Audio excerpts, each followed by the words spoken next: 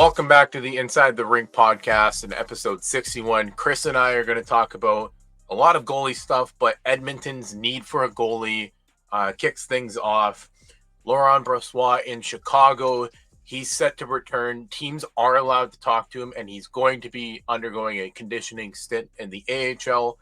The Anaheim Ducks have a bit of a goaltending issue. And then Chris and I are going to yet again talk about the Inside the Rink curse. It's worked 1 for 3. Then try a new curse. Finally, Chris and I are going to wrap it up with the in or out segment. Who's in the playoffs and who's not. We're going to focus on the playoff picture. But before that, Chris, how are you doing this week? I'm fantastic. Happy to be back. It felt like chaos has happened and ready for a snowstorm tomorrow. So really it is full-on hockey season. It is certainly hockey season. It's that time of the year in Canada where the juniors are just right around the corner. Snow is starting to hit in Manitoba. We went a while without having it, so it's very quick shift. It was very, very nice weather, but now it's the shift. Everything's getting colder. But here we are, Chris. It's just the nice little kickoff to the week. Good weekend of games, a lot of good scores actually, and the one thing, and I'm just going to hop right into it, is Edmonton without a goaltender, and I know they shut out the Kraken, so people might look at it and say, hey, are you looking at what they played? But they have a need for a goaltender. I know they have Connor Ingram with Bakersfield, but you don't know if you're going to get him this year.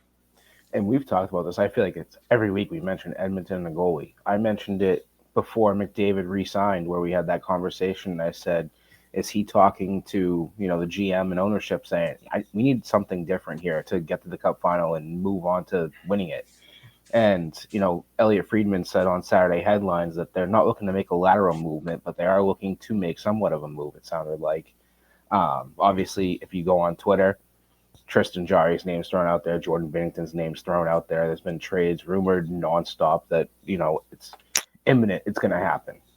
But right now they are 30th in the league in goals against, even with that shutout against the Kraken. So, and they're not even in a playoff spot. Yep. So, for them to have that run again, it's not looking good. They got to make some kind of change. And I think the change is, we all know it.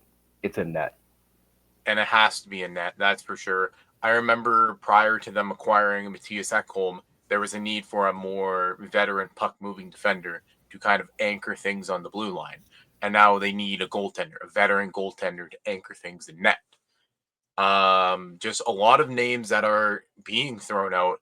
Maybe Laurent Brossoit isn't a lateral move, but it's a step in the right direction because he's been very consistent when he was in Winnipeg. Then he goes to Vegas, wins a cup, goes back to Winnipeg, and then he gets his contract after that 1 year in Winnipeg. Maybe Edmonton looks at a guy who's been consistent wherever he's been. He's won a Stanley Cup too. There's that experience. And I know people are going to say, oh, Tristan Jarry or Jordan Binnington, because those are the more lucrative names. But you have to think price, like the price of these players, and look at Edmonton's draft capital. It is depleted. They don't got a lot of prospects in the cupboard, but if they want to win the cup,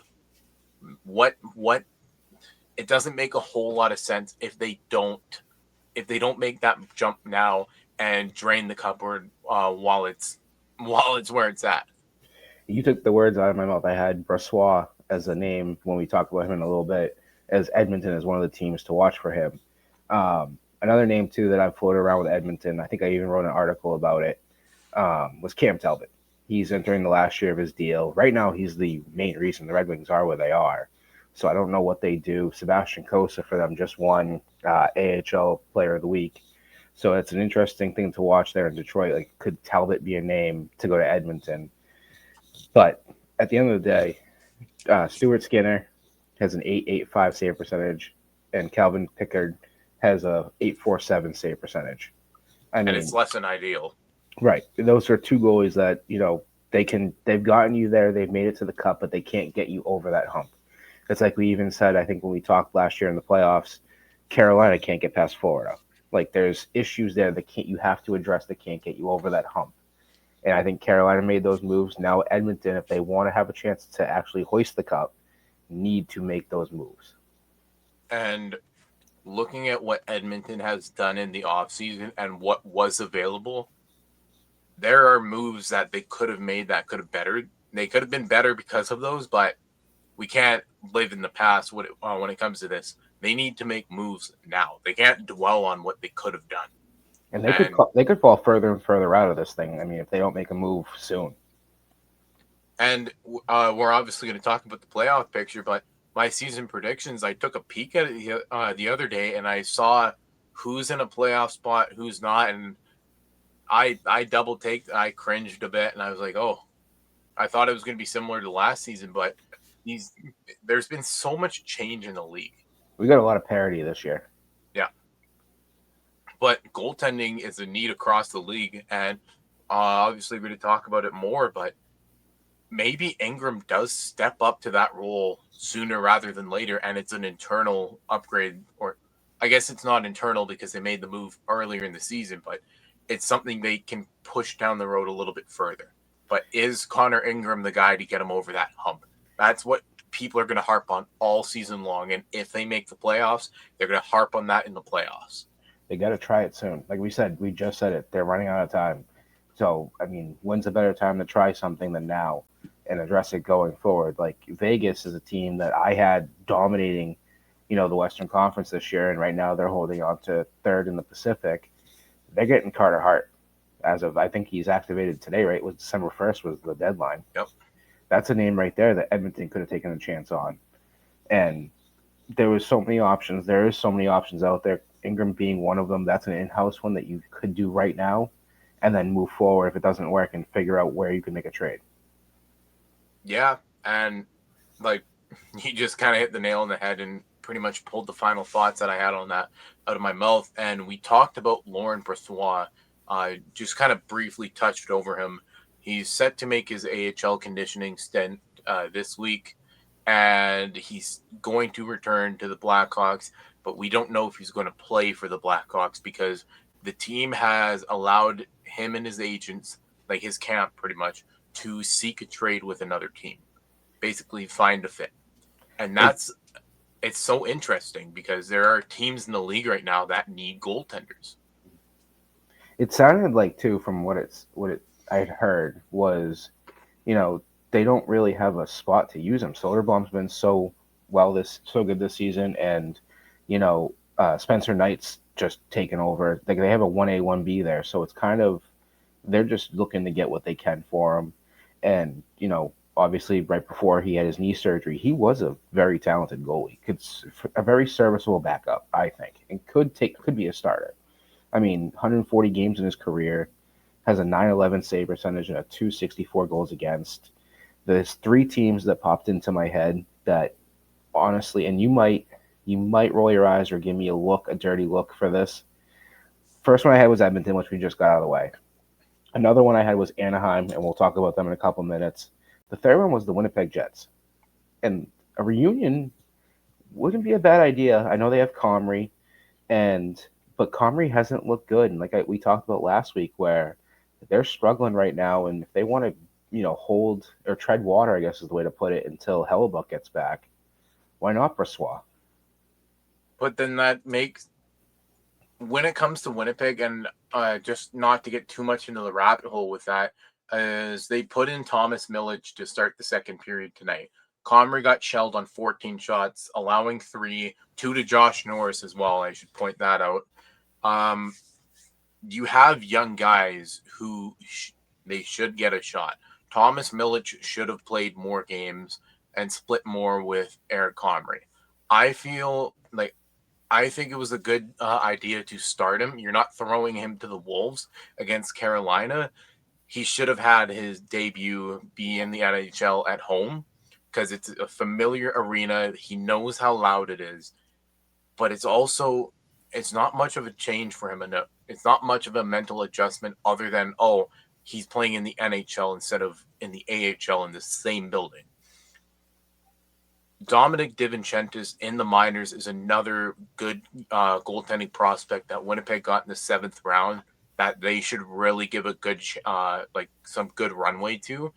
I don't know how much Milic will play, but if Milic does end up getting shelled again, another 5-1 loss, allowing four, maybe they put him back in the minors to give him his confidence, and maybe they do say, you know what, bring up DiVincentis and give him some runway. Because I wrote about it in one of my recaps, but one of the quotes that I had was assistant coach Bob Nardella saying that he's a very serious young man and he hates to lose. Like all these guys obviously hate to lose, but when the assistant coach is saying that he wants to play every minute of every single night, that speaks volumes not only on the play the guy you have in net, but it's a competitiveness. And if he can translate that to the NHL, that problem solves itself until Hellebuck is back. And if that's not the case, Brossoit, he is a really familiar face with this organization, and he could maybe he does solidify it.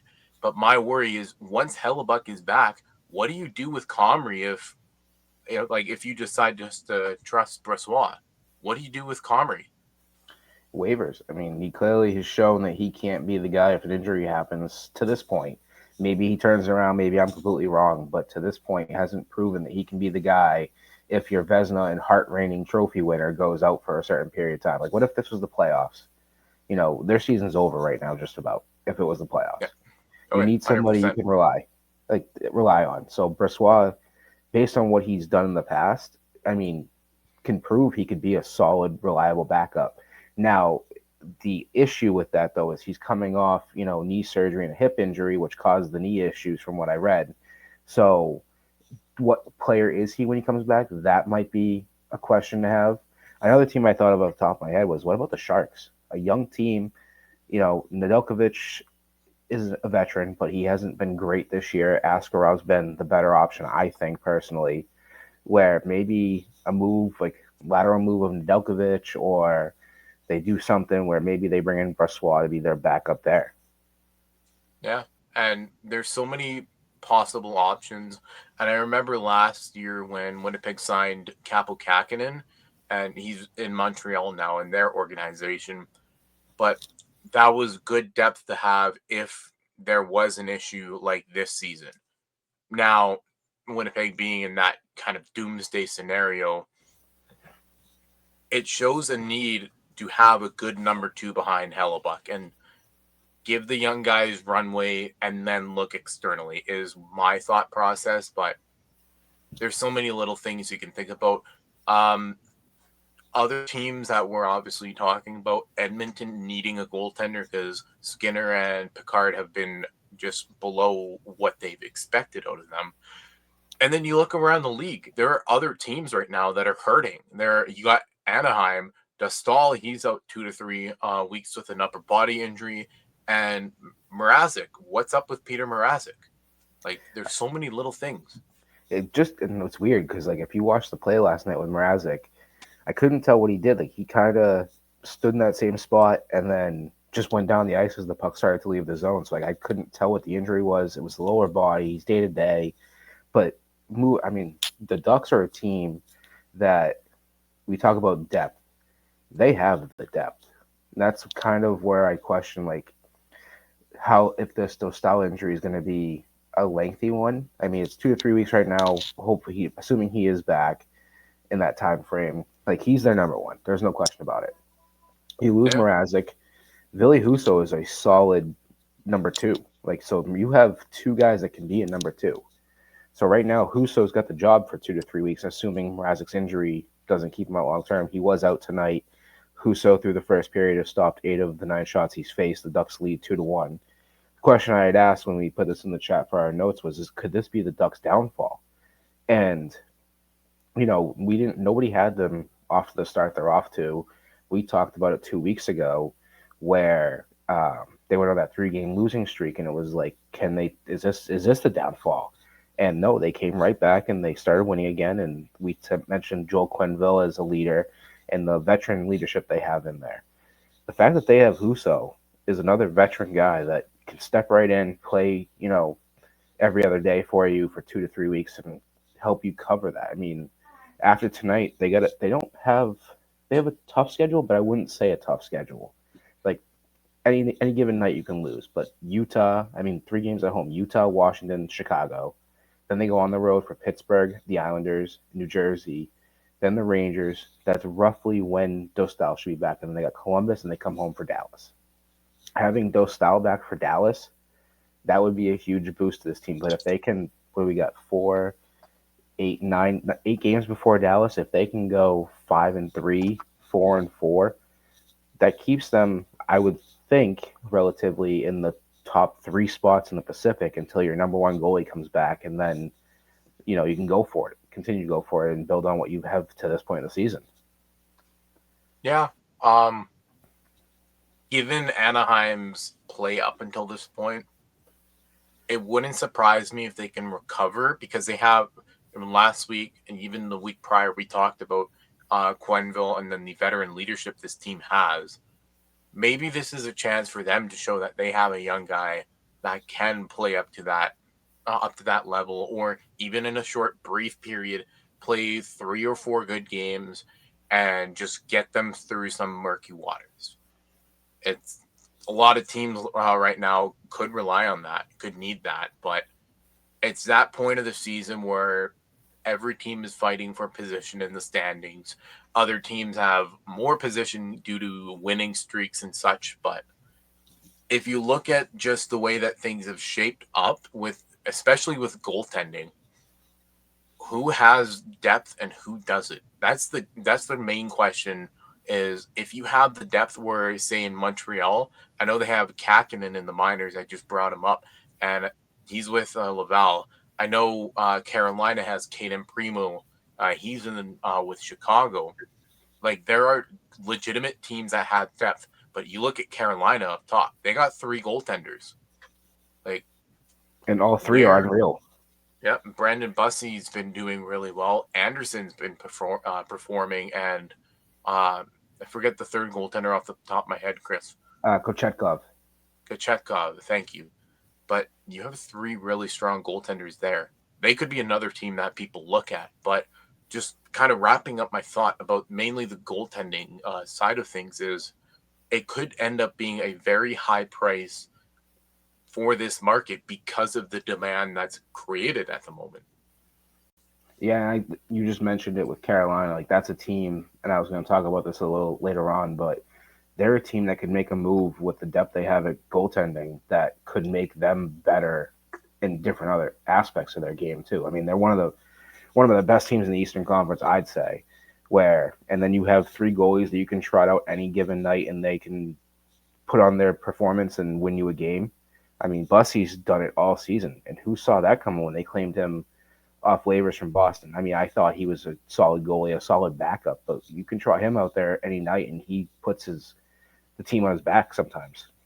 Yep. And like, they have Anderson, but Anderson's getting out there in age, and Kochetkov's, a young piece, but dealing with injuries this season.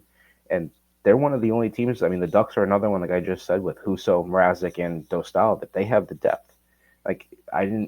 Husso came in last night, and I was like, okay, hopefully Mrazek's not too bad, because having Mrazek and Husso as your 1 and 2, it will cover you for 2 to 3 weeks. But even still, Husso for 2 to 3 weeks is not a bad option. Yeah. And it just seems like the build of these teams are going to rely on having 3, maybe 4 NHL ready goaltenders. You might see less waiver movement on goaltenders unless a team does need one in a pinch.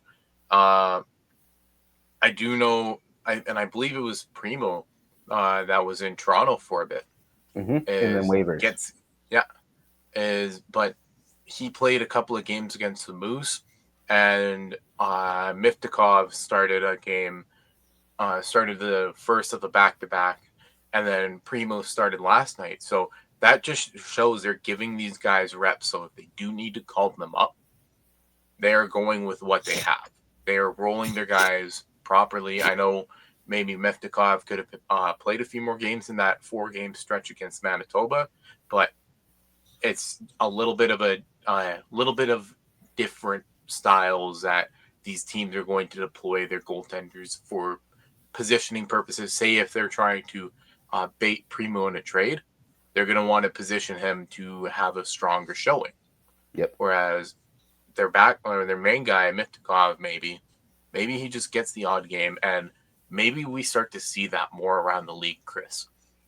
Certainly could be something to watch. I mean, there's so much depth everywhere. You mentioned Montreal too, and Kakinen, and can't forget Jacob Fowler, both playing at Laval. Yeah, that's a really good goaltending duo in Laval.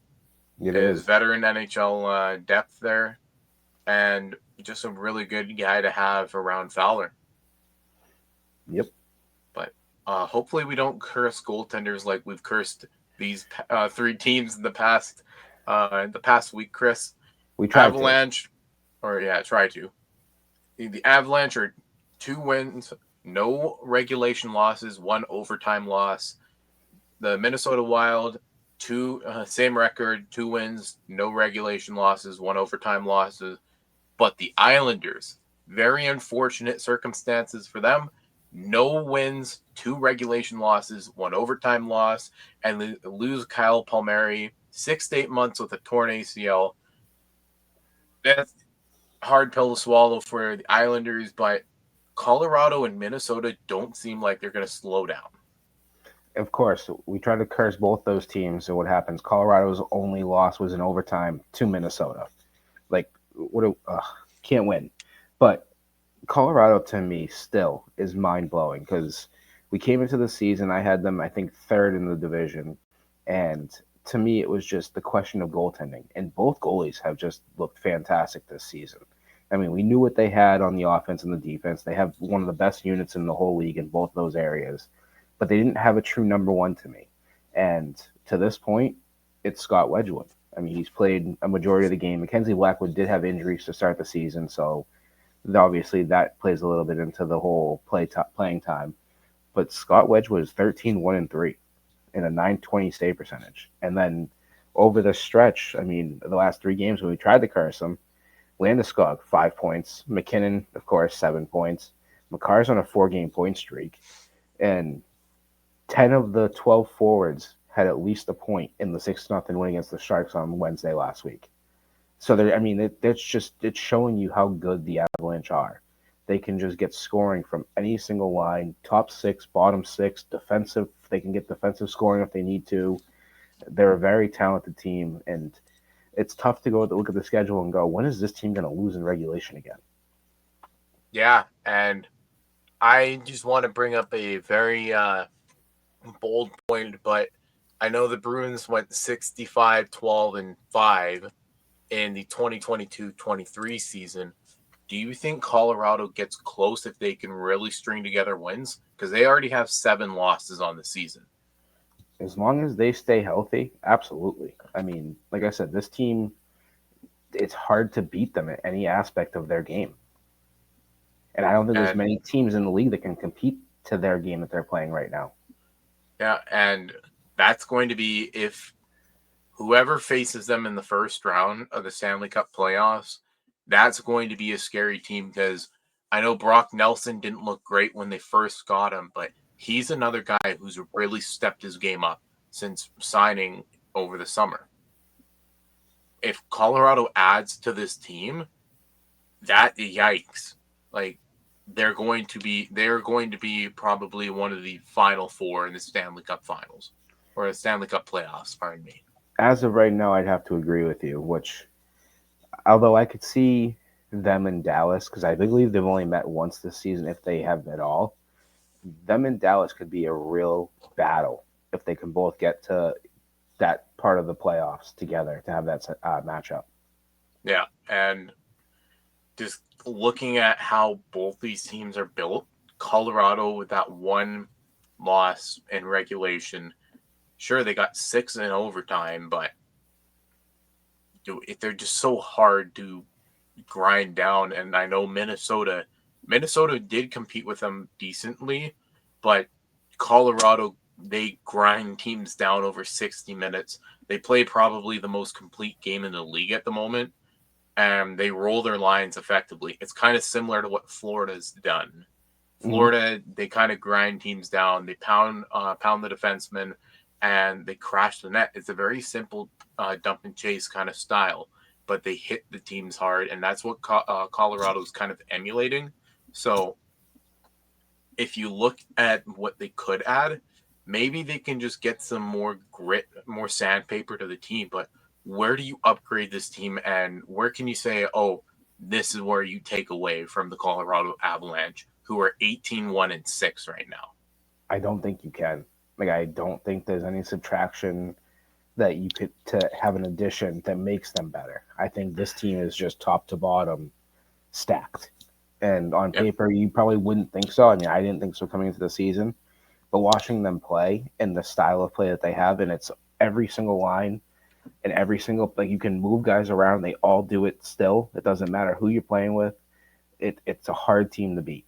And you go to overtime, they're gonna play their toughest game against you. Like, they don't seem like they're tired come after 60 minutes. But if they do lose, I mean, that's the way they're gonna get there. They get, no matter what they do, they're coming away with a point somehow, some way. That's how it's been this season. Their only regulation loss is the Bruins. Yeah. And like, just given what they could do, it any team, regardless of Western Conference or Eastern Conference, should be looking at that team. That is the team to beat in the playoffs. Mm-hmm. They are going to be the team that everybody, if you have to face them, that's the one you study hard for. Every other team you study just as hard, but Colorado, you kind of allocate a little bit of extra. It's similar to Boston in the 23 playoffs. I know, just given what Montgomery did with the team, but they were the team to beat, and Florida beat them. And now look at teams, say Winnipeg last year, President's Trophy winner, get through the first round, but Dallas knocked them off their block. It's these little things that teams are going to look for. How do you get the best team? How do you be the team to beat them? And Chris, I feel like we're going to be talking about this more as the season goes on, and it feels like they are not going to lose many games this year. And I stated that already. Minnesota being a similar team, but they're 14-7-5 at the moment. They're another team that I did not have in this position to start the season. I did not think Minnesota was going to be as competitive as they have been, but then you look at their goaltending, they're firing on all cylinders, and they're getting scoring from up and down the lineup. Yeah, and I mean, the interesting thing for me this week for them was we talked last week about the Jesper Wallstedt stats and what he was putting up when he started. And of course, what game do they start him for? The Colorado game. And stopped 39 of the 41 shots he faced. In a way, with the ITR curse, we sort of did curse them. Every game they played last week went to overtime or a shootout. So in a way, we did kind of play our hand of, hey, maybe they might lose, but they still came away with a point. I mean, Kaprizov in the last two games, 3 goals. Their loss that came in overtime was to Buffalo. So, like, did we start their curse? Maybe losing to Buffalo is not a good sign this season. But I don't know. They're a very talented team, a lot of fun to watch, and I want to see more of Jesper Wallstedt because I like watching him play. Yeah, and one name, and I know there was a lot of potential trade speculation over the summer, was Matt Boldy. And given that it was such a stalemate, he's been pretty effective, even if Mm-hmm. he's not on the score sheet every night. He's kind of molded into a good center who can play in all 3 zones, and that's what you want out of your centerman. Good 200-foot players. Now, sometimes he doesn't really click from transitionally, he doesn't click all that much, but that's with younger players. These things mature over time. Like Boldy's going to be one of those guys that if he can develop his transitional play, Chris, Minnesota, if that happens this year or next year, you get a really good centerman for what, 7 million he's making Mm-hmm. in that ballpark. Maybe he does have a scoring outburst. Maybe he elevates what he's already doing. And then you have a good number 2 behind Kaprizov. And I know everyone's going to scream, oh, salary cap troubles, but that cap's going up. 17 million for Kaprizov looks big right now. maybe that's not the last we're going to see of that, and we've talked about that already. But the Boldy Kaprizov thing could be a realistic scenario that is had in Minnesota. Maybe there's other guys waiting on the sidelines that haven't gotten that opportunities. Like even you can even say that for the Islanders, for the Red Wings. There are guys that could mold into that number two. And Boldy, given his development from last year to this year, and I know he had a down year, maybe this is his year to kind of show himself as more of a better overall player, not just the I'm going to put up 70 points kind of guy. I mean, their biggest issue for me for the Wild is their bottom six. And I've seen a lot of tweets from Wild fans talking about Tarasenko's not working. And as a Red Wings fan, I saw that tweet all last year. We got to move Tarasenko. It's not working. So is he in another place where his location, like his spot there, isn't working either? He's not gelling. They need something bottom six. If this team is going to make a deep run and compete with the Avalanche or Dallas or, even the top teams we talk about in the Pacific, if they're going to be a team to make a deep run, they need to address the bottom six. Right now, they're playing fantastic hockey, led by their goaltending, led by their superstar forward. Boldy is another complementary piece. They do have those complementary pieces in the top. They have defensively, veteran leadership, but they also have young pieces on the blue line. They just got to figure out the rest of their lineup if they want to make a deep run this year. Yeah, and just speaking of bottom six pieces that aren't working, there are teams like even in the Central Division you can look at, and I'm not going to get too much into Nashville and what's going on there, but they got pieces that they can move. Winnipeg has a couple that they could change out because they're teams that are not getting scoring help from the bottom 6 Mm-hmm. And realistically, Minnesota could capitalize, say, just for example, Gustav Nyquist, if they bring him back to Minnesota and he has another good, strong run, it'll look good. What if Tarasenko gels, say, in Nashville, if they don't do anything to acquire a guy like Nyquist, maybe they bring in a veteran guy like O'Reilly to play on the third line. Maybe that's what they look at. That's a move. Like there are a lot of possibilities, whether it's in the division or outside of the division, for Minnesota to make if they were to move on from Tarasenko, Chris. But like Colorado it's a matter of fit. How do you take away from this lineup that's doing much better than they were last season and elevate them because they're sitting third in the Central with a 5-point lead on Chicago? I think over the next couple of weeks they're going to be a team to watch of what they need to figure out when the time comes. But the run they're on right now is a lot of fun to watch, and the fact that they were able to compete with Colorado the way they were, it's a big step forward for this team. Watching Wallstead be a young piece, it's just a good piece to have in net. The question I have, and I think we had this with Boston a couple of years ago where they played the 1A, 1B situation. And it's great to have a 1A, 1B in the regular season, but come playoff time, who do you ride? And are they ready? Like, if the Wild make the playoffs, and we'll have our in and out conversation a little bit, if the Wild are a team to make the playoffs, who do you ride in that first round series? Are you riding Wallstead or are you riding Gustafson? You ride the hot hand. Whoever's hottest going into that playoffs, you go with them. If one guy has one bad game, you put the other guy in. That's that going off of what we've watched in the last couple of years. That's what you have to go with. You can't go off of, maybe this guy will have a bounce back night. You pull him if he gets shelled 5 goals in the first 35 minutes of the game. Maybe you have to make those quick changes. And I know everything's strategic in the NHL, but knowing that another team can gain momentum off of, if they shell say they start Wallstead and they have to face Colorado in the first round, or say they face Dallas, those are very top heavy teams, but they have really strong pieces defensively that play well both like in the offensive and defensive zones. So they're not They're not overwhelmingly. They're not going to overwhelm you with what they can do on defense, but they're going to make it known that they can make noise. Minnesota, they are like, and you just said about the bottom six. Unless they get something to help them in the bottom six, and maybe they need more defensively minded players in the bottom six. And that's why I mentioned O'Reilly. Good 200-foot player, can play anywhere pretty much. Maybe Minnesota needs that spark because a guy like O'Reilly is a spark plug. Minnesota needs that.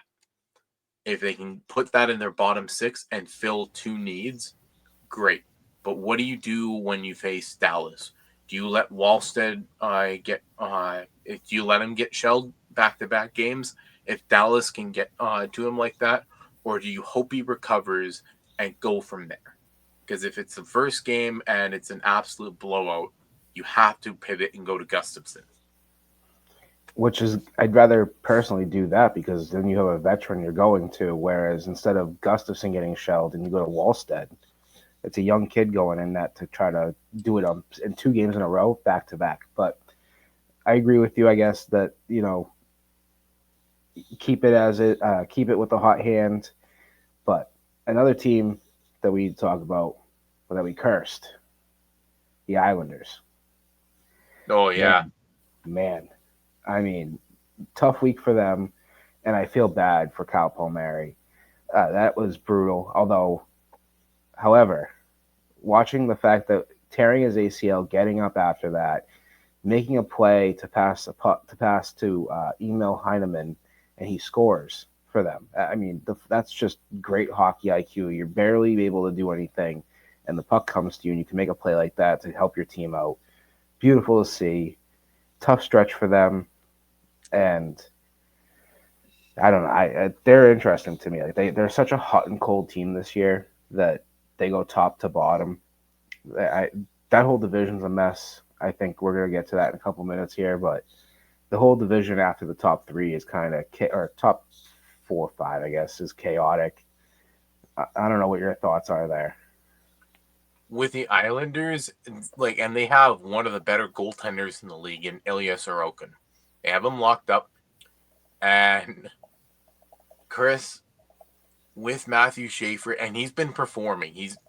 He's gone, and it's one of those.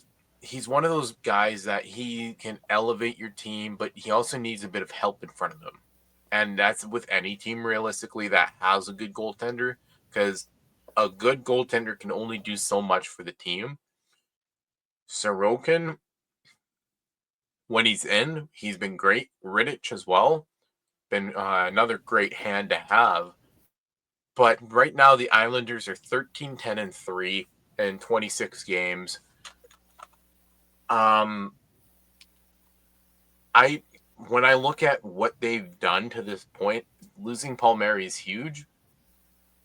But you look at what they've built so far. They're not going to make the playoffs. That's a for sure given.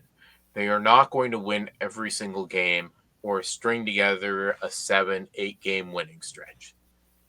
However, they could do 3 or 4 games and then go on a bit of a losing stretch. They're going to be close to 500, and maybe they sniff a wild card spot because that's where they need to be ideally, because they are not in a retool window. It is a rebuild that they are doing. They're not stripping it down to the studs, but they're building on the veteran guys that they have. Sure, they traded Horvat, and you have other guys that left the team and whatnot. Do they go after another top pick this year? I don't know. But this draft, it's deep enough to where the Islanders, if they do get another good piece, I would say in the top 14 roughly, that's a good cornerstone piece to have. Obviously, the top 6 of this draft is a far more lucrative than it has been in the last few years.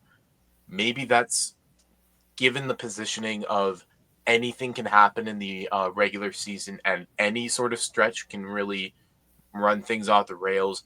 Maybe that's what happens, and it's an 82-game season. Islanders are 26 games in. Chris, you and I are going to obviously talk about it more. but we're going to see how this kind of develops. They haven't been a team to go on a losing stretch or get on a winning stretch. They're a roller coaster. Yeah, roller coaster is pretty much the way to put it. And all right, we're just talking Metro here, but the in or out stuff, Chris. And I know we were supposed to do this last week, but it was so news heavy that we saved it for this week. And I know American Thanksgiving is usually the benchmark people say on who's going to make the playoffs and who's not. And I think I saw a stat where it said 75% or somewhere in that I think it was 67, 77, sorry.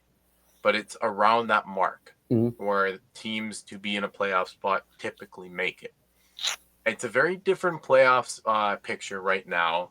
In the Atlantic, you got Tampa, Boston, and Montreal. In the division spot, the Metro is Carolina, New Jersey, and Washington. Then the wild card is Philadelphia and Pittsburgh. I don't know where you want to start with this one, Chris. We'll start with the top team in the Atlantic, Tampa. I was just going to do it for the ITR curse, so might as well just loop it in right now. This team, I have them in, unfortunately. I think their style of play, they're back to being Tampa.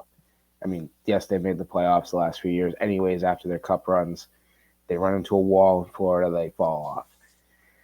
This year, after starting the season not so hot, they're right back atop the Atlantic.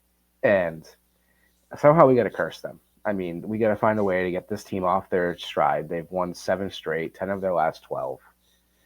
Unfortunately, I have them in. I don't think it's going to be winning the division, but that's because I had my pick from the season. I think they're going to stick with it. I think they'll find their way to win the division.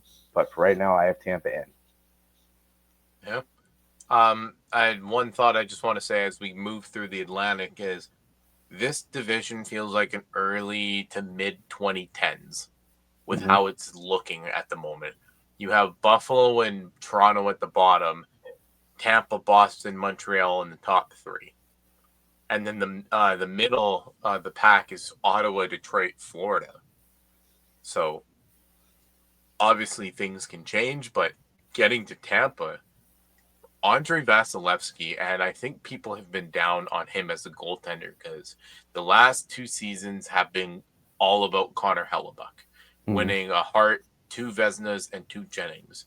Vasilevsky is still Andrei Vasilevsky.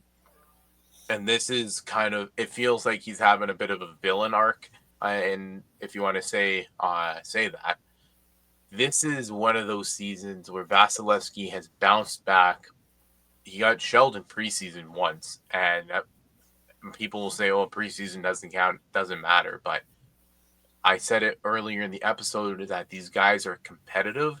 They don't want to lose, regardless of what it's like. If it's game 51 of the regular season or them getting reps in for the preseason, having that win means a lot. But Vasilevsky has been a big driver of this team, but that goes to also mention they have other candidates on this team that are pushing them forward. I know defensively it's a bit of a different look for them without a lot of guys they've had in previous years with Sergachev. I know they brought back McDonough, Hedman's captain of the team, but you look up front and they do have Nikita Kucherov, sorry. My bad. And Braden Point. I knew I was going to say that at one point throughout recording. Nikita Kucherov and Braden Point, 2 really good driving players on this team that have they've been outstanding for Tampa Bay. And you look at Kucherov and what he's done for the team, he's probably going to make himself into conversation of the Hart Trophy. We're going to get into more players that are making a really strong case for that Hart Trophy, but Kucherov has been the factor of this team outside of goaltending. This is Tampa's year, it feels like, because they've gone from being in that 3rd, 4th spot to they're competing again, Chris, if that makes sense. Yep. And just looking at them and how they've been handling things, getting these turnover years where, okay, they might not be super competitive, but they're going to make the playoffs. It's benefited them. And now going into what they've started to build, now it's Tampa. And this is Tampa that you and I, Chris, will remember from 2015 all the way till 2022. This is the team they're looking like. No change in the coach, but this is what we remember for about a good 7-8 year stretch. And a lot of this season, they're doing it without their defensemen. Most of their defensemen have been hurt at some point in time. They've had a lot of call ups. Yeah, and I know defensively, just when they're not clicking, they do get beat up pretty bad. But when things are going their way, and I know age isn't really on their side for some of their defensemen, this is a team that relies on structure, and they have structure. So maybe they don't stay in first, but they're going to be competing. I don't see them falling out of second. Yeah, I have them probably finishing second as well. I know Boston's a team that a lot of people are going to look at and kind of bat an eye with, and 15-12, no regulation losses. I know people say it's a loser point, but those overtime points, they do add up. They do impact the standings. But Boston being second in the Atlantic wasn't on my bingo card. I'm just going to say that outright. Um, they seem to have a little bit more structure and pushback to compared to last year. Whether or not they stay in that sort of scenario that they kind of have going, I'm being careful because of the fact that Boston, they had a okay start last year and they took a nosedive. It's always so tricky for me with the Bruins because they could be really good or they'll fall off. But you look at their goal scoring, and Morgan Geekie, I believe he's either tied or he's leading the league in goals. He's tied. He's tied. Strathclair, Manitoba kid, tied for league in goals. You don't hear that every day from a town that has like 300 people. That like no qualifying offer from Seattle on him. Boston gets him, and given who he's been playing with and how he's really centered himself and just like been thrown into this position, they have these pieces that are good, but you start to look lower down that lineup, and I start to grit my teeth a bit, and I'm like, hey, not the greatest thing to look at, but there are a lot of teams in this league that you look down at their depth, bottom six mainly, and you go, okay, that's where they're going to be tested. I don't know if Boston stays in the Atlantic, the 1, 2, 3. Maybe they could string together a wild card spot, but like I said last year, things took a bit of a dive after it did not go the way that it should have. And that's why I have them out. I don't think they're making the playoffs this year. I think the free fall is coming. It did, like you said last year, they had a nosedive. They sold pieces off. They have Geeky. They have Pasta's got an injury now. Zaka was day to day. I believe he played on Saturday, so they got him back after missing one game. But this team is relying on Swayman right now. Their lineup offensively is a lot of bottom six guys that they're just piecing together. It's not fully there yet. If there could be a trade in the next couple of weeks leading up to that could change everything for them, but for right now, the way they look, even watching them play, I don't think they make the playoffs. Yeah, and that's 100% of the just everything like it captures everything I was saying, and it just kind of gives a good summary of what this team is going to be. Because when the sky starts to fall, it's gonna fall. Mm-hmm. Just to put it that way. A team where the sky isn't going to fall, that's Montreal. I know they made the playoffs last year, but Chris, I know you had them first or second. First. I No, had them second. It was, yeah, I think you're right, first or second. I think Yeah, first, but I'm pretty sure you had them first, and I had them second. They when they lose, sure Montreal can get beat up by top teams every now and then, but what team doesn't get beat up by another team, regardless of if they are the President's Trophy winner of that season or they are dead last in the league? It happens to every team. mm-hmm. Montreal sitting third with 3 games in hand on Boston, back just 1 point. I don't think they just stay in the third spot. I think they can push forward. I know there's been a lot of activity linked to them. Um, just listening to a lot of Saturday headlines, a lot of podcasts where they cover these sort of topics. I know they've been trying to link other good forwards to their team, either guys who are frustrated with their positions within the NHL or if they're down in the minors. But they're going to look at other teams and see what they can bring into their roster to not only get younger, but they're going to try to get faster and score more. Scoring is it's not a big issue for Montreal, but they are not in a positive goal differential at the moment. And you're sitting third.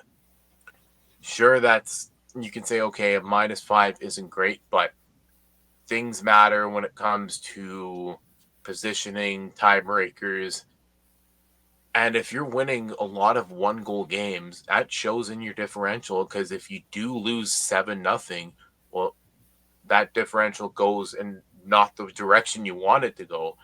Montreal, I don't know where they're going to improve. I don't know where they're going to take away from this roster because I know they added Texier, and now you and I had discussed where are they going to subtract from this roster to give Texier even some games. And Chris, now it's one of those things of if they were to add to better their position and better a run, it has to be a roster for roster kind of deal. It has to be one guy goes, one guy comes in. Yeah, this team to me, and you just said it with the negative goal differential and still winning games the way they are. That I think there's a run from them similar to what Tampa's doing right now. That they for sure are a playoff team. I have them in. I still have them winning the division somehow. They're going to find a way. It's we're only at the quarter mark of the season, and the question is coming into this. If you're in a playoff spot by American Thanksgiving, I know we're a couple days off, so we're doing it based on how things are right now. Montreal is going to have their run, and they're going to be at the top of this division, and they have so much depth in other places that they suffer an injury somewhere, they can take care of it. That's why I have Yeah, this team in the division. you bring up depth, but it thins out after if you lose 3 guys, things Yeah. start to thin out. And I know we talked about depth. The next 3 teams we're going to talk about have a decent padding of depth minus Washington, but uh, just a depth thing. And I said it before, maybe Montreal looks to add into that middle 6 area. But they're also a team that once Line is back, that's another thing to look at. And we talked Hmm. about that even last week. So realistically speaking, where do they structure themselves from here? That's the thing. One team that does have good structure with depth is Carolina, and right now they're first in their division. That's where I see them finishing. They're firing on all cylinders. They have the goaltending to go with it. Maybe they add the right pieces because Carolina is one team. They need sandpaper, just flat out. They Hmm. need to have some more grit in the lineup. I'm going to make Carolina simple. In, in. I had them as my Eastern Conference representative in the Stanley Cup Finals. I'm standing with that. Everything I've seen from this team, I agree with you. They do need a little bit of fire, a little bit of sandpaper, but this team is, to me, the best team in the Eastern Conference, and they should be in the Stanley Cup Finals this season. Um, Carolina, and I know you and I had kind of had a disagreement about where Carolina would finish in the playoffs, and Not to say I don't think that the playoffs are going to go the way they go, but if they don't go the way that I had predicted at the start of the season, which I've done the last 3 seasons now while doing articles for them, Chris, Carolina is going to be the team that you have to watch in the East. We're going to get into the West later, but there are teams, very clear-cut teams there that you have to watch. Carolina being the first on the pretty short list, in my opinion, in the East right now. Like, there's not a lot of teams that you have to say, oh, you circle them and say, watch them this year. But similar to Colorado, maybe that's the team that everybody tries to beat. I think that's what you're going to see. You're going to see Montreal hoping to get Laine back, get another piece. They're all going to try to compete with Carolina, but Carolina is just far and away way too talented, and they have so much. I said it for Montreal, but Carolina has so much depth. Yeah, and Carolina with that depth, it's necessary, it's needed, and they have. Once the guy goes down, they know they can put a guy in. It's not they're in a position where who are we calling up? They have, sure, it's another situation of, okay, you bring this guy up, but when you look at it realistically, Carolina, whether the guy's in the minors or he's the 14th forward, that's a good level of depth to have. And I know they got Nadeau in the minors, so maybe if things do turn to where, okay, they want to give him a shot, what does Carolina do if Bradley Nadeau looks really good? Do they let him cook in the minors for a bit longer, or do they pad their team with more scoring talent? With the injuries they've had this year, he's been up and down already. So I mean, Yep. they've found a way to put him in, and I got to imagine that's what he's going to be all of this season. Is they're going to have an injury somewhere, and he's going to be a part of that depth that I mentioned, that he can slide right into that lineup and cover where you need to cover for. Yeah, and Carolina is a team that I'm sold on. Is going long term, unless something drastic happens to that lineup. The addition of Ehlers, perfect addition to that roster, and everybody else around that when Ehlers came to that team, already a good fast team, adding more speed and more scoring touch, just off the charts, great for the Carolina Hurricanes. But I say that I'm sold on them, and the team that I am not sold on is the New Jersey Devils. Wow. And that might surprise you. I don't like how they don't have a great sense of pushback. And I know tonight they're pushing back against the Columbus Blue Jackets. A lot of fights in that game, Chris. But you look up and down that lineup. What does New Jersey do if Matthew Olivier and Eric Goodbranson are in that lineup? Yeah. That, sure, with those two guys out, you can puff your chest out a bit more, but Columbus still has a bit of a gritty lineup without those two guys. Arguably, those are two guys that kind of drive the bus for physicality.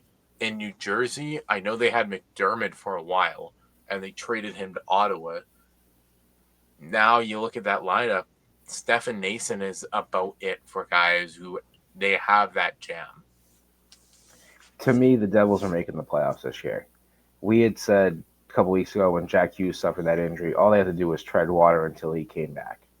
And they're doing just that. I mean, they played flip-flops with Carolina all season. Yes, they've taken a little step back from Carolina to this point.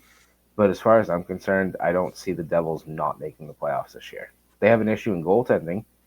That's definitely a thing I've seen a lot lately in tweets, which is surprising, having Jacob Markstrom or Jake Allen. But yeah, I don't see another team in the Metro that is better than the Devils to force this team out of the top 3 in the division.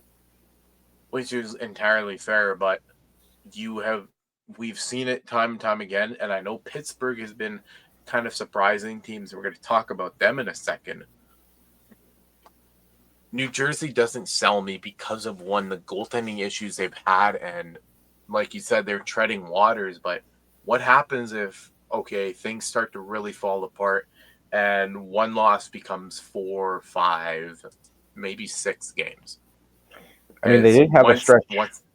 They did have a stretch, I believe. I'm pulling it up again. I had it open for a second, but They did have a stretch after the Hughes injury. They lost 3 straight, and they bounced back with 3 straight wins. Then they lost again on Saturday, and now they're losing 5-3 to Columbus. So, like, they have that bounce back. Okay. And I've always been so I question New Jersey so much because I look at what they can do. They have a really talented lineup, but it just seems like when they execute, they execute. But if they are not on their game, they don't. It just doesn't click. And it's kind of a similar thing with another team in this whole mix is Washington. Is they can't execute, things are not going to go their way. I know they made it fairly deep into the playoffs last year, getting into the second round, but this is a team. Yeah, sure, they had the whole Ovi thing, getting him to 895, and this year was getting him to 900. But what outside of that are they doing that entirely impresses you? I know they've built a decent foundation, but that's not a Stanley Cup winning team. They are going to be probably one of the 3 teams in that Metro, but outside of that, they just feel like another team in the playoffs, just trying to stay decently competitive. They scream to me as a first round win over the Devils and then a second round loss to the Hurricanes. I agree with you. They're a top 3 team in the Metro, but they can compete with the Devils. But after that, they're going to run into the Hurricanes, and there's just no way they compete with that. And they're going to be done. I do like, obviously, seeing Ovechkin heat up right now, watching the progression of Ryan Leonard, who you had as your Calder Trophy winner this year. I had as my dark horse. So I like seeing that progression steps, taking those steps forward. Tom Wilson has been a standout player this year, which is good to see for them offensively. They need that. But to me, this team, they're a playoff team. They will make it in, but they eliminated pretty quick. Yeah, and entirely fair. And the Metro didn't scream as a strong division last year, and it still didn't at the start of the season, Chris. But I just want to get your thoughts on the current wildcard picture because right now it's 5 Metro and 3 Atlantic, which is completely different from what everyone thought it would be. Right now, I'll keep it simple and short. The Flyers out.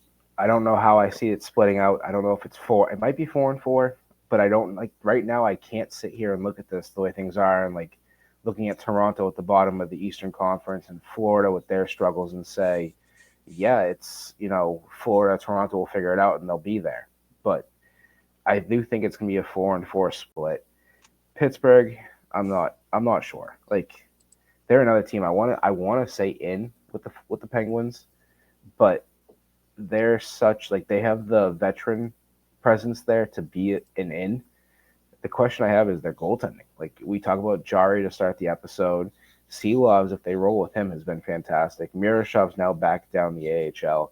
The one thing with the Penguins that I have liked is they just have this ability to bring up these AHL guys, and they just seem to click in the same system. And I was watching the Wilkes-Barre game the other night, and they had Jason Spezza on, and he's the assistant GM for the Penguins and the GM for their AHL affiliate. And he just said, we keep the same system down here that we do up in the NHL. And, most teams in the AHL do that with their NHL affiliate. But with the Penguins, it seems that there's just no difference. You go from the first line of the AHL to the third line of the NHL, and it's just all no different. Like sometimes you see that they come up and it's like they're off a little bit with the chemistry or something. Whereas with the Penguins, it's just Heinen just went down, and I think it was Tristan Bras just went down, and they called up McGroarty and Imama. I think that's how you say his name. Yeah. I might have butchered it, but they called both of them up, and it's like those guys have been called up a couple times already. It's just interchangeable pieces like that this season that have gotten the Penguins to where they are, and they're now I'm selling myself more and more that they are a playoff team this year. Yeah, and you and I agree on Philadelphia. We don't agree on Pittsburgh. And it's just looking at what they have, I think they're going to be borderline and a team that fights kind of every year. It seems like it goes down to the wire, the last game of the year. I think Pittsburgh is going to go down to the final game of the season where they might be in, they might not be. I don't think they're going to be as bad as they were last season or the last couple of seasons. I think they're going to have a little bit more competitiveness in their game. And just in the grand scheme of things, Chris, when we're talking about who's in, who's out, I would have to say, and I know I said they're out, but they're, like I said, borderline down the, like, to the wire. If a team in the Central, or not the Central, in the Atlantic can push for it, maybe we see 5-3, but I realistically think it's going to be a 4-4 kind of year in the Atlantic Metro. So we agree on that part at least. Yeah, we agree on some of the things. Yeah, Pittsburgh to me just has the depth. And I think earlier conversations in this episode that you and I agree on Colorado. Yep. Because there's no way they slide given just how much they're clicking, and Landeskog being back with the team is a big just jolt of energy. I know it happened in playoffs, but, well, getting him back for a full season, we're seeing what Colorado's capable of. With Colorado, since we both have them in, like, it's not even a question. Let's make it a more interesting question. President's Trophy, in or out? Oh, I would have to say in. Just the way they position themselves right now, I don't see another team challenging them unless Colorado does end up slipping for even 4 games, because every game matters when you are chasing the President's Trophy. We saw that with Winnipeg and Washington last year. The only other team that I can have the conversation about President's Trophy is the team I picked for the President's Trophy that's chasing the Avalanche right now. That's the Dallas Stars. Yeah, and Dallas is a good one to think about. Dallas, we obviously both agree that they're in. Mm-hmm. Just another team that fires on all cylinders.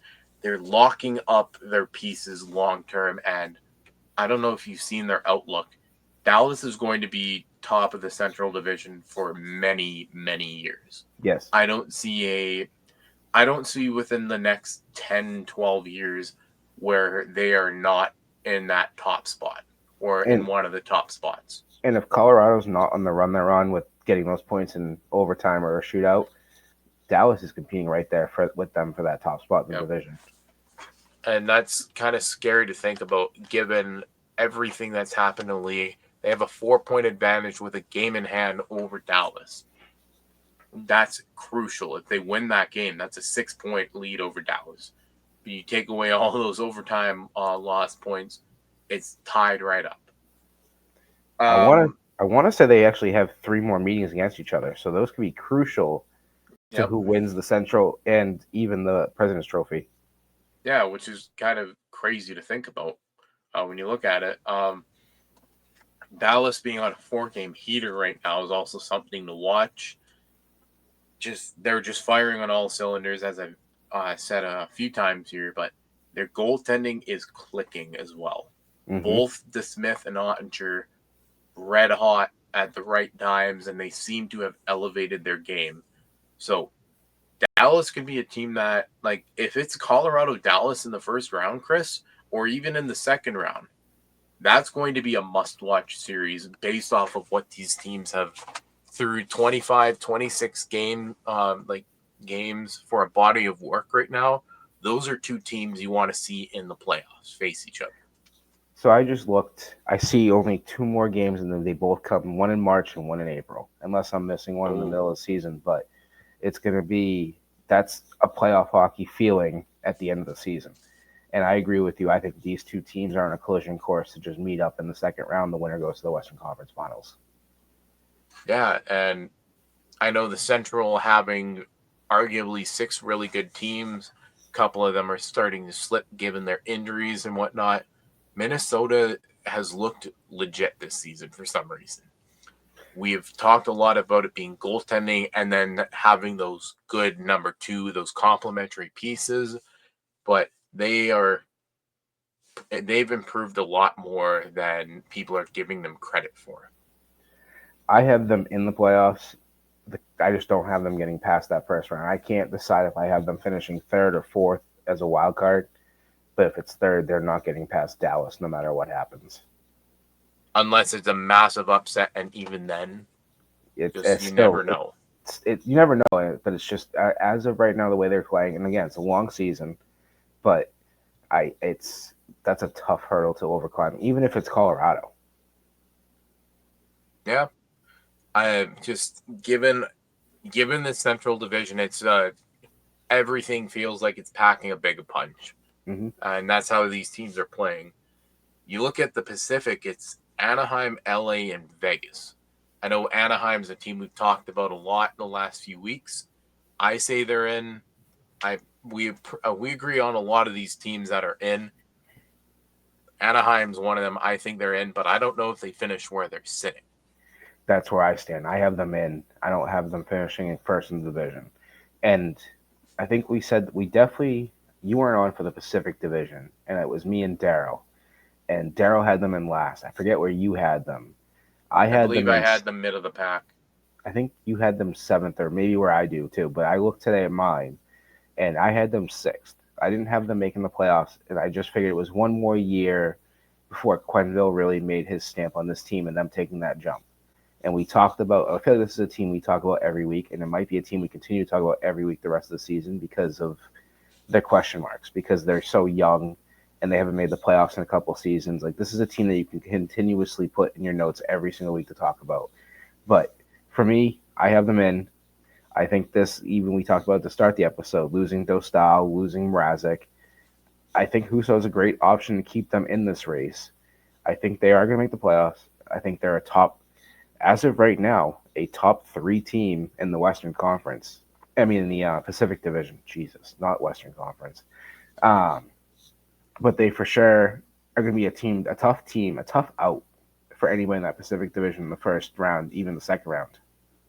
Yeah, and if that's if they continue that style of play over the next 56 games or Yep. so, and then in the playoffs where things it elevates in the playoffs. LA's a team that, given their where they are right now, they could make a serious bit of noise in the West. I don't know how far they can make that noise with teams like Colorado and Dallas, but I have them in. I think they're going to be one of the top two teams in the Pacific. I have them in. I have them win the division still. I had them in the Stanley Cup Finals. The way things are right now, I think that could still be the case. I think that Dallas and Colorado are in a collision course for that Central Division Finals. That they're going to beat up on each other, and that's where the Kings just take advantage because I think they haven't. I'm not going to say like the word I want to say is easier, but I don't think it's easier. If It's that makes going to sense. be. It's not going to be as tough when Right. Dallas and Colorado go blow for blow. And so I think that benefits the Kings, and that's why I still have. I mean, I haven't wavered from it all season. I have Kings Hurricanes for the Stanley Cup Finals, and I'm standing by that. And the Kings, I mean, the way they're playing right now, and they're still. We talked about this last week, without Drew Doughty, a key piece to their decor, and they're still at the like fighting for that top spot in that division. They are a great team with. We've said it multiple times. It could have been the name of the episode was depth. They have a Yeah, great team with a lot of depth. And the fact that you've even seen now they've changed their lineup where the top line for a lot of the start of the season was Kopitar up there, mix and match with Fiala and Kempe and Kuzmenko. Now it's Byfield at the top, centering the top line with Fiala. So you're seeing how they can interchange their lines, and they're not missing a beat. This is why this team to me is the best team right now as we record this episode in the Pacific Division this season. okay, and that's kind of heady to say with LA or not LA, Vegas with what they're getting very soon and another good goaltender. But they're still a really strong team. They're going to make noise.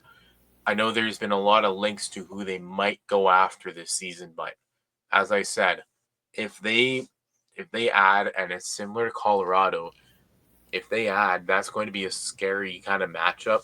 I have Vegas in the Pacific. I don't know where they're going to land because everything seems like a toss up, but LA and Anaheim are kind of locks in my eyes. Vegas could end up slipping to a wild card if And I say if another team can sneak in. And I'm not going to say who.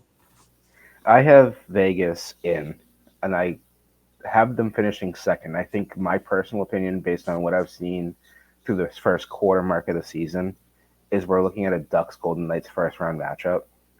And I think getting the upgrade in goaltending with Carter Hart is a huge boost for Vegas. However, he has not looked great in the AHL in his first 3 games. Now, could that be rust? Something to watch over throughout the season. But another team that literally without Carter Hart, like you had Lindbaum and you had Akira Schmid playing those those being the 2 goalies for the Golden Knights to get them to where they are right now, while they're still dealing with injuries from Aiden Hill. So that just shows you like they're able to, have pieces if an injury does pop up. Say Hart comes back and he's not ready to go and he suffers injury. They do have interchangeable pieces that keep this team competitive. On paper, they're one of the best teams in the Western Conference. Like they could compete with Colorado. I'm not wavering from that. I said that in the preview episode that I had them finishing first in the division. It wasn't a question. Well, now it's a question. I have them Yeah. finishing second because I think the Kings, personally, watching them play, are a better team. But Vegas to me is a lock for it. Yeah. And wild card is a whole different story. We had talked about the Pacific being a good 1, 2, 3. I don't see Seattle being in a playoff No, spot. Simply put, I no. am not sold on this team whatsoever. I know a few people that do cheer for Seattle, and I'm not sold on what they have done so far. Every year is hit and miss with the Seattle Kraken, and if they get in, good for them. But this is not a team that screams consistent. They don't scream just an overall strong hockey team. From sure they have pieces, they got guys rebounding in their careers, but they are not going to go and make noise if they do make the playoffs. I think if they do make the playoffs, that's a 5 game out, if that. You say consistent, and that's where it strikes me right there. I have them out, and I'm impressed with what they've done so far. Losing Capo Caco for the time that they did. I think he's still out actually, and Joey Decord missed some times.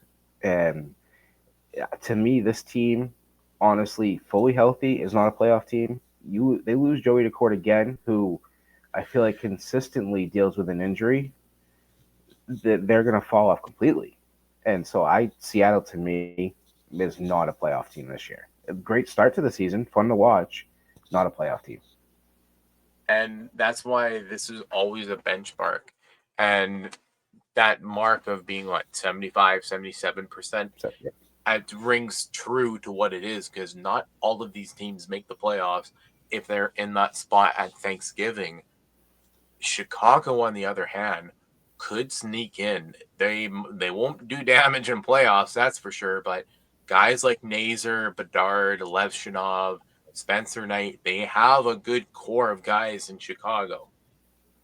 Getting that early experience under their belt, and we had talked about this with Detroit, Chris. If they get that experience for these young guys, that's crucial long term. And maybe Chicago goes back to winning Stanley Cups very soon. But right now, I'm going to say they're in, but only in a wild card and barely fighting to keep other teams out. That's where exactly I'm at. I have in, but the main thing for me is, like you said, getting Bedard into the playoffs, getting one of your future core pieces. We talked about it. We talked about it last week with the 3 young pieces that are taking over the NHL right now in Celebrini, Carlson, and Bedard. The way things are right now, you have the Ducks in, I have the Ducks in, and we both have the Blackhawks in. You have 2 of those 3 pieces making playoff hockey now. Now their names are on the spotlight. That is what the NHL needs.